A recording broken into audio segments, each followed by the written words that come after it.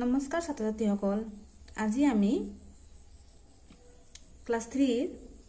পৰিবেশৰ পাঠ নম্বৰ 8 আমাৰ বিদ্যালয় নামৰ পাঠটোৰ প্ৰশ্ন উত্তৰসমূহ কৰিম আলোচনা আৰম্ভ কৰো প্ৰথম প্ৰশ্নটো আছে চোৱা ক নম্বৰ অঞ্জলি কাবেৰী ধীৰেন আৰু ৰফিকুল হতৰ শ্ৰেণী কোঠাটো কেনে ধৰণৰ লিখা পাঠটো তোমালোকে নিশ্চয় পঢ়িছা পঢ়িলে গম পাবা গতি আমি উত্তৰ কিটা লিখি লৈছো লিখি লবা উত্তৰ লিখিবা যে অঞ্জলি কাবেৰী ধীৰেন আৰু ৰফিকুল হতৰ শ্ৰেণী কোঠাটো আহল বহল বতা আহা যোৱা কৰিব পৰা দুৱাৰ খিৰিকী আৰু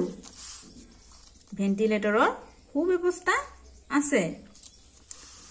খ নম্বৰ যে দিশ কেইটা আৰু কি কি উত্তৰ লিখিবা দিশ চাৰিটা দিশ কেইটা হ'ল পূব পশ্চিম উত্তৰ আৰু দক্ষিণ এতিয়া কথা হ'ল তোমালোকে দিশ কেনেকে গম পাই জানানে বাৰু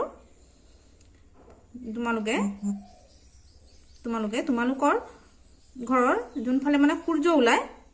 সূৰ্যৰ ফালে মুখ কৰি চাবা আৰু আগফালটো হ'ব পূব পিছফালটো পশ্চিম বাওফালে হ'ব উত্তৰ সোঁফালে হ'ব দক্ষিণ ঠিক আছে তাৰপিছত আছে গ নম্বৰ তোমালোকৰ ঘৰৰ চাৰিসীমাটো লিখা এতিয়া এটো প্ৰশ্নত তোমালোকক নিজে কৰিব দিছে তোমালোকৰ ঘৰৰ চাৰিসীমা কি আছে মানে পূবে কি আছে পশ্চিমে কি আছে উত্তৰে কি আছে দক্ষিণে কি আছে নিজে কৰিব লাগিব গতিকে তোমালোকে দিশ কেনেকে চাই হেতু জানিব লাগিব মইটো কৈ দিলো তোমালোকক এতিয়া মই এটা নিজে লিখি লৈছো তোমালোকৰ ঘৰৰ বেলেগ বেলেগ থাকিব তোমালোকে নিজে লিখিবা এটো উত্তৰ লিখিবা যে আমাৰ ঘৰৰ পূব ফালে কি আছে বিদ্যালয় তোমালোকৰ নাথাকিব পাৰে বেলেগ থাকিব পাৰে গতিকে পূব ফালে মানে সূৰ্য যোন ফালে ওলাই সেই ফালে তোমালোকৰ ঘৰৰ কি আছে এটো লিখিবা পশ্চিম ফালে ধান খেতি উত্তৰ ফালে ফুলনি বাগিচা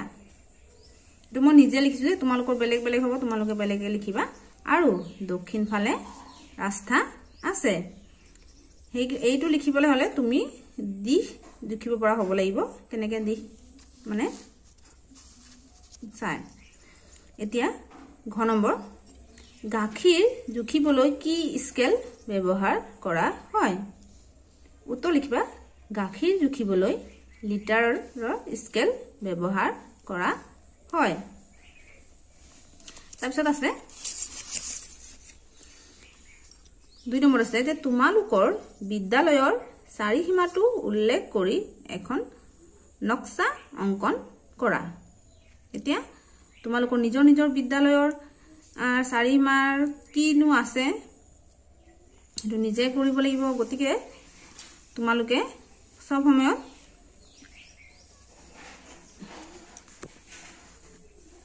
মানে ইয়াৰ এতিয়া চোৱা এইফালে মানে পূব হ'ব পূব পশ্চিম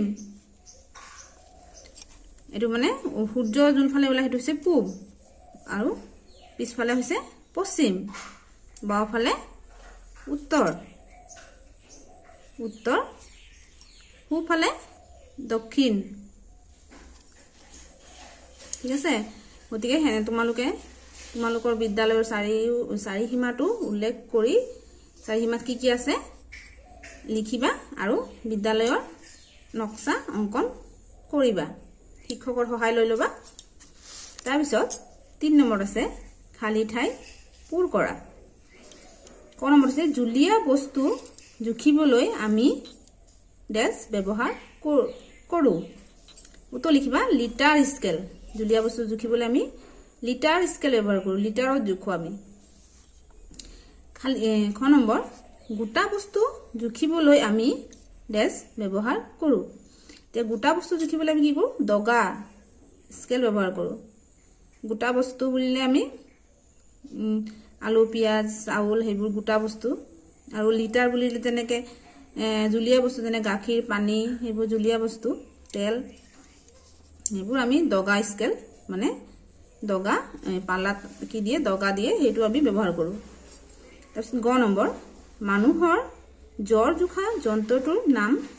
মানুহৰ যেতিয়া জ্বৰ হয় ডক্টৰে কি কৰে জ্বৰ জোখাৰ কাৰণে এটা যন্ত্ৰ ব্যৱহাৰ কৰে তাৰ নাম হৈছে থাৰ্মোমিটাৰ জ্বৰ জোখা যন্ত্ৰটোৰ নাম হৈছে থাৰ্মোমিটাৰ ঘ নম্বৰ গোটা বস্তুৰ ওজন ডেজ বুলি কোৱা হয় গোটা বস্তুৰ ওজনক কি বুলি কয় কিলোগ্ৰাম বুলি কোৱা হয় গোটা বস্তুক আমি কিলোগ্ৰাম 1 কিলোগ্ৰাম 2 কিলোগ্ৰাম তেনেকৈ লওঁ আমি কিলোগ্ৰাম লিখিবা ঙ নম্বৰ বতৰ চাবলৈ ডেজ ব্যৱহাৰ কৰা হয় বতৰ চাবলৈ বতৰটো কেনেকুৱা ডাৱৰীয়া নে ৰ'দ নে বৰষুণ দিব সেইটো বৈজ্ঞানিকসকলে কি ব্যৱহাৰ কৰে বেৰোমিটাৰ ব্যৱহাৰ কৰে তাৰপিছত 4 নম্বৰ চোৱা স্কেল ব্যৱহাৰ কৰি কিতাপৰ এখন নক্সা অংকন কৰা এখন কিতাপ আঁকিব দিছে স্কেল ব্যৱহাৰ কৰি তোমালোকে কিতাপখন আঁকিবা তোমালোকৰ সুবিধা হোৱাকে মই এখন কিতাপ আঁকি দিছোঁ তোমালোকে চাই আঁকিব পাৰিবা স্কেল ব্যৱহাৰ কৰি আঁকিবা ধুনীয়াকৈ আঁকিবা তাৰ পিছত আছে 5 নম্বৰ এখন প্ৰাকৃতিক দৃশ্যৰ ছবি আঁকি শ্ৰেণী কোঠাটোৰ বেৰত আঁৰি থোৱা আৰু কি বুলি আঁকিব দিছে প্ৰাকৃতিক দৃশ্য ছবি মই দি দিছোঁ তোমালোকে চাই আঁকিবা ইয়াতে চোৱা তোমালোকৰ সুবিধা হোৱাকে মই দুটা প্ৰাকৃতিক দৃশ্যৰ ছবি দি দিছোঁ তোমালোকৰ যোনটো ভাল লাগে সেইটো আঁকিবা আৰু ধুনীয়াকৈ কালাৰ কৰি দিবা নিজৰ নাম ৰোল ৰং লিখি পেলাই স্কুলৰ বেৰত আঁৰি থবা ভিডিঅ'টো ভাল লাগি থাকিলে